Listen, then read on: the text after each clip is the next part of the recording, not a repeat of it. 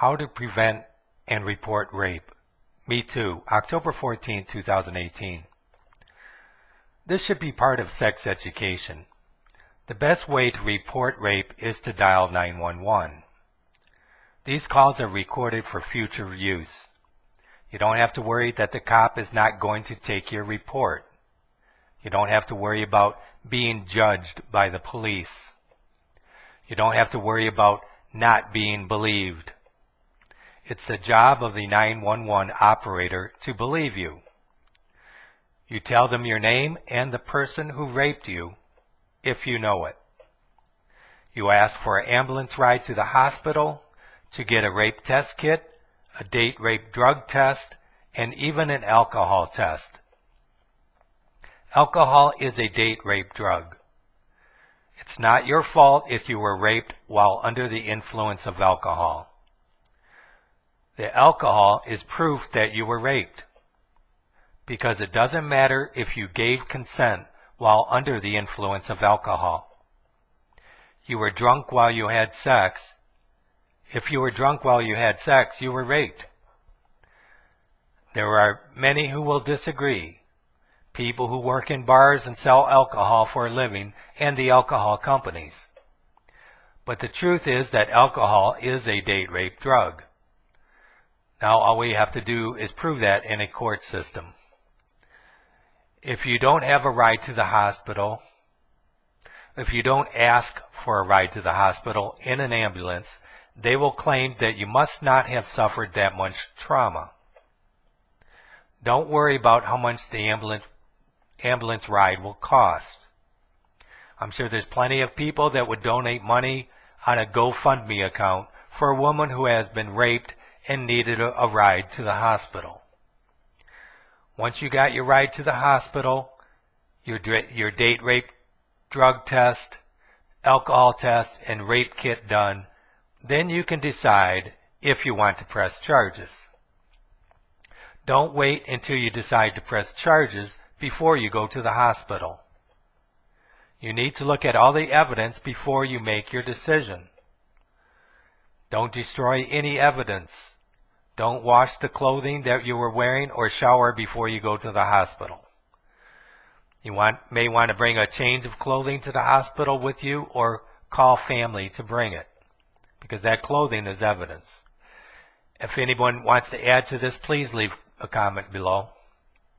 There's a lot of opinions of what could be done to prevent rape.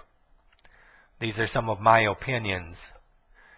The girl I saved from rape in the last video I made was very smart to trick the rapist. She convinced him that she would have sex with him at her place, but not in the bushes. She knew she could be killed in those bushes without anyone finding her. So she tricked the rapist into going to her house, and then she looked for an escape on the way and found one. One girl told me that she stuck her finger down her throat and vomited on herself to turn off the rapist, and that worked. There seems to be two trains of thought on rape. Some people say to fight like hell, while others say just to give in so that you don't get killed. Talking your way out of it is the third option. Learn the laws in your state and educate your rapist. Let them know that kidnapping is a 15-year prison sentence if they take you in their car to a place you don't want to go. Let them know how much time they can do in prison for rape. If they trap you in a room, let them know that that's hostage taking, another 15-year sentence. If they threaten to do bodily harm, again, let them know how much time they can do. If they threaten to kill you, ask them if they really want to spend life in prison for sending you to heaven to be with Jesus. An ounce of prevention is worth a pound of cure. The best way is to not get yourself into those situations. This is what the MeToo movement doesn't want to hear. It's kind of like looking for a job. When you're looking for a job, you want to dress for success. What are you trying to achieve? It's not that dressing conservatively is going to prevent you from being raped. But it's certainly going to help you prosecute the rapist if you do get raped. Thousands of people are applying for a job. The person who dresses for the job is more likely to get the job. Thousands of women are raped.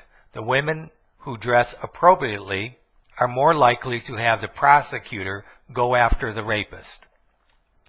It's really that simple. If you have 3 raped women, one dressed in a burqa, one dressed like an Amish woman, and one dressed in a low-cut top, booty shorts, and come fuck me boots, which woman is more likely to get raped? And which woman is more likely to have her case heard in court? A lot of women in the MeToo movement still think it doesn't matter how they are dressed. Women who dress provocatively may think that they are trying to attract a date, a boyfriend, or get a husband, or love. It does attract attention. You get more compliments.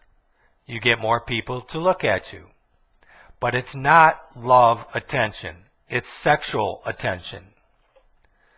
Most men do not want to marry a woman who has a low-cut top, booty shorts, and looks like a prostitute. I see these women all the time. They dye their hair, put on makeup, wear sexy clothes, even getting body piercings and tattoos to get attention. And they're getting plenty of attention, but it's not love attraction. They are attracting the kind of men that want one-night stands. They are attracting the kind of men who just want sex. They dress like a piece of meat, and then they wonder why the wolves want to eat them. And it's okay if you're that kind of girl who wants to have recreational sex with the rich guy, the attractive guy, the funny guy, and you want to press rape charges against the short, fat, ugly, bald, poor guy.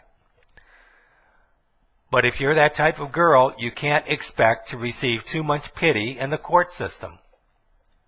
Because the cops, the judges, the prosecutors, and the lawyers are a bunch of short, fat, ugly, bald dudes. So get a clue. I was surprised to see Lady Gaga in the Me Too movement. Talk about playing with fire and wondering why you get burnt. This woman should be telling girls not to dress like her instead of sending the wrong message.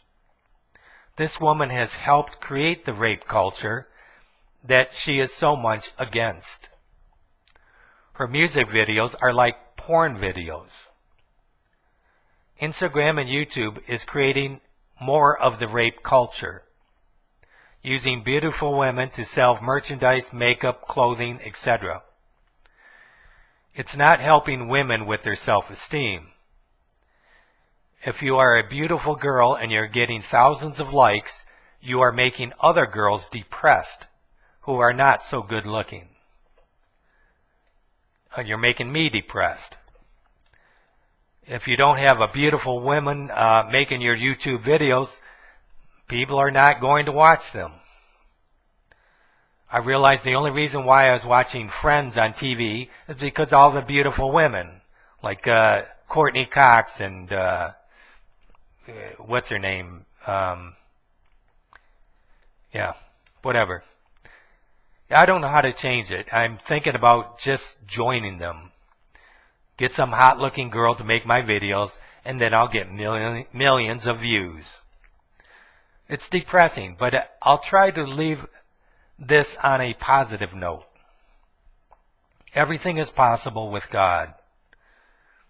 If you ignorantly dyed your hair, wore makeup, dressed provocatively, got body piercings and tattoos to try to attract love, not knowing you are only attracting sexual attention, you can ask God to undo these things.